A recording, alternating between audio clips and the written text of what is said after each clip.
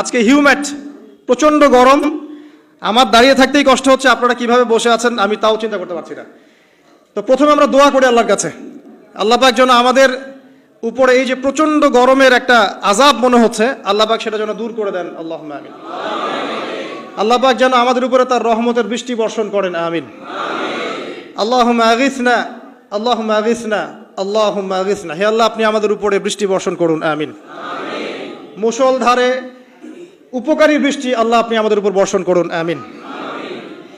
এর মধ্যে ছিলাম জ্যামে, 3-4টা জ্যাম ক্রস করে আসতে হয়েছে। 3 ঘন্টা আমি ড্রাইভ করে এসেছি, এসে খুতবা লেকচার। তা আমার কাছে মনে হলো যে রাস্তাঘাটের যে অবস্থা, তাতে গভর্নমেন্ট থেকে একটা বই পাবলিশ করা উচিত এবং সেই বইটা স্কুল কলেজে পড়ানো উচিত। কি সেটা? কিভাবে রাস্তায় চলাচল করতে হয়। বেশিরভাগ মানুষ আমরা এটা জানি না, রাস্তায় কিভাবে চলাচল করতে হয়, কোন সিগন্যালের অর্থ কি, কোন সাইনের অর্থ কি। প্রতিনিয়ত দুর্ঘটনা ঘটছে মুহূর্তের মধ্যেই, আজকে 10টা, কালকে 20টা, পরশুদিন 50টা। আর আমরা মেনেও নিয়েছি স্বাভাবিকভাবে রাস্তায় নামলে মরতে হয়। রাস্তাঘাটে কিভাবে চলাচল করতে হয়, কোন সিগন্যালের অর্থ কি, রুলস এন্ড রেগুলেশনস কি, কিভাবে চললে দুর্ঘটনা কমবে, এটার বেশি গুরুত্ব ছিল।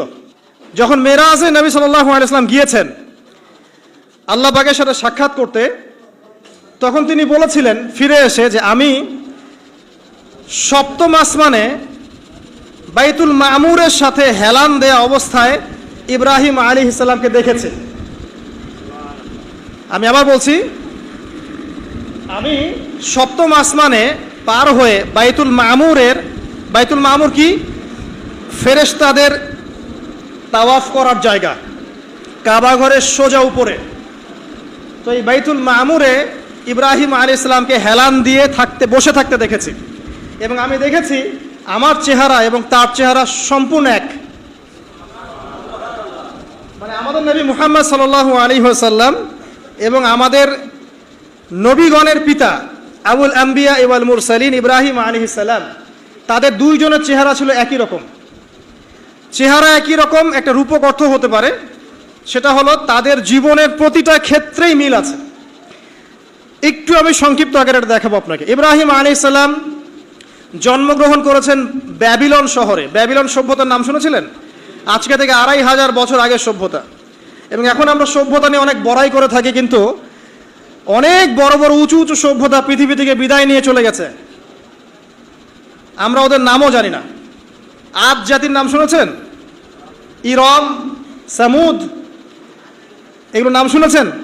ইরম যাতিল ইমাদ লাম ইখলাক মিসলুহা ফিল বিলাদ। আল্লাহ পাক বলেছেন ইরম এবং সামুদ এমন জাতি ছিল, এরা এমন জাতি ছিল, এরকম কোন সভ্যতা এর পরে আর প্রতিষ্ঠিত হয় নাই। লাম ইখলাক মিসলুহা ফিল বিলাদ। পৃথিবীতে এর চেয়ে উন্নত কোনো সভ্যতা এরপর আসে নাই। তা আমরা সভ্যতার বড়াই করাটা একটু কমিয়ে দেই। এমন অনেক সভ্যতা চলে গেছে, নামও নিশান মিটে গেছে, যেগুলো আমাদের চেয়ে অনেক উচ্চ ছিল। আসেন, ব্যাবিলনের সেই সভ্যতার মূল জিনিস ছিল শিরক, মূর্তি পূজা। এবং মূর্তি পূজক শাসক, তার নাম কি ছিল? নমরুদ। কি নাম ছিল? নমরুদ। খুব শর্ট করে শিখাচ্ছি ভাই, সময় নিব না ইনশাআল্লাহ। এবং এই নমরুদের যে প্রধান পুরোহিত, তার নাম ছিল আজার। কি নাম? আজার। এবং এই আজার এর ছেলে হচ্ছে ইব্রাহিম আলাইহিস সালাম। আল্লাহ পাক সবচেয়ে বড় পুরোহিতের ঘরে জন্ম দিয়েছেন সবচেয়ে বড় তাওহীদপন্থীকে। ঠিক যেমন নবী সাল্লাল্লাহু আলাইহি ওয়াসাল্লাম যে সমাজে ছিলেন, সমাজটা কেমন ছিল? শিরক, রিবা, সুদ, ঘুষ, জেনায় ভর্তি। আল্লাহ পাক ওই কুরাইশদের মধ্যেই জন্ম দিয়েছেন কাকে? মুহাম্মদ সাল্লাল্লাহু আলাইহি ওয়াসাল্লাম। দেখেন চেহারার মিল পাচ্ছেন, জীবনের মিল। এবার ইব্রাহিম আলাইহিস সালাম যখন সত্য চিনতে পারলেন, তার বাবাকে তিনি বলছেন, কি বলছেন? সূরা মারিয়াম পড়ে দেখবেন। তিনি বলছেন, ইয়া আবাতি, হে আমার বাবা, লিমা তা'বুদু, তুমি কেন তার উপাসনা করো?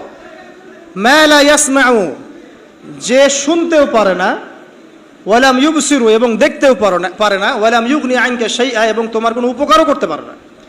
ইব্রাহিম তার পিতাকে বলছেন, আজারকে, তুমি কেন এমন এক সত্তার উপাসনা করো যে না দেখে, না শোনে, না তোমার কোনো ক্ষতি করতে পারে, না উপকার করতে পারে। সেম দাওয়াত দিয়েছেন নবী সাল্লাল্লাহু আলাইহি ওয়াসাল্লাম তার চাচাদেরকে, কুরাইশদেরকে। তিনি এই পাহাড়ের উপর দাঁড়িয়ে বলছেন, হে কুরাইশ, নবী সাল্লাল্লাহু আলাইহি ওয়াসাল্লাম, তোমাদেরকে আমি যদি বলি এই পাহাড়ের পিছনে শত্রু দল আছে, তোমাদেরকে আক্রমণ করবে, তোমরা কি বিশ্বাস করবে? তো কুরাইশরা বলছে, অবশ্যই বিশ্বাস করব, কারণ তুমি হচ্ছে আল আমিন, তোমাকে কখনো মিথ্যাবাদী পাই নাই। নবীজি বললেন, কুলু লা ইলাহা ইল্লাল্লাহ তুফলিহুন, তোমরা খালি বলো যে আল্লাহ ছাড়া কোনো ইলাহ নাই, সফল হয়ে যাবে। সেম দাওয়াত না? পরিণতিও সেম। ইব্রাহিমের পিতা আজার তাকে বলছেন, লাইল্লাম তানতাহি লাআরজুমান্নাকা রাহজাম মালিয়া, ইব্রাহিম তুমি যদি আমার উপাস্যগুলো থেকে মুখ ফিরাও তাহলে আমি তোমাকে রজম করব, পাথর নিক্ষেপ করে এখান থেকে বের করে দেবো। ওয়াহজুরনি মালিয়া, এখান থেকে দূর হও হতভাগা। ইব্রাহিমের বাবা তার সন্তানকে তাড়িয়ে দিলেন, আর ইব্রাহিম আলাইহিস সালাম দোয়া করলেন, সাস্তাগফিরু লাকা রব্বি, আমি আমার রবের কাছে তোমার জন্য ক্ষমা চাবো, আশা করা যায় আমার রব তোমাকে মাফ করতেও পারেন, যদিও বা তাকে মাফ করা হবে না। পরবর্তীতে তিনি আর ক্ষমা চান নাই। ঠিক নবী সাল্লাল্লাহু আলাইহি ওয়াসাল্লামকে দেখেন, তার এই যে কুরাইশ ট্রাইব, তার উপরে এই তাওহীদের দাওয়াত দেওয়ার পরেই শুরু করলো নির্মম অত্যাচার, হত্যার চেষ্টা, গালিগালাজ, ঠিক আছে, উটের ভুঁড়ি চাপিয়ে দেয়া, শারীরিক আঘাত, মানসিক কষ্ট, বয়কট করা, দেশ থেকে তাড়িয়ে দেয়া, কি না করেছে। তাকে 16 বার হত্যার চেষ্টা করা হয়েছে, আর সারা জীবনে 15টা গালি খেতে হয়েছে, রক্ত দিতে হয়েছে, অর্থ সম্পদ দিতে হয়েছে, তার সম্মানের হানি করার চেষ্টা করা হয়েছে, তাকে এক পর্যায়ে দেশ থেকে বেরো করে দেওয়া হয়েছে। মিল পাচ্ছেন? এবার ইব্রাহিম আলাইহিস সালাম চলে যাচ্ছেন, এখান থেকে চলে যাওয়ার আগে ওই সমাজের মানুষের সাথে তার তর্ক হচ্ছে। সমাজের মানুষ বোঝাচ্ছে যে চাঁদ হচ্ছে আল্লাহ, নাউজুবিল্লাহ। তো চাঁদ যখন ডুবে গেল তখন তিনি বললেন, না, এটা আল্লাহ হতে পারে না। সূরা বাকারায় আছে, সরি সূরা আনফালে আছে সম্ভবত।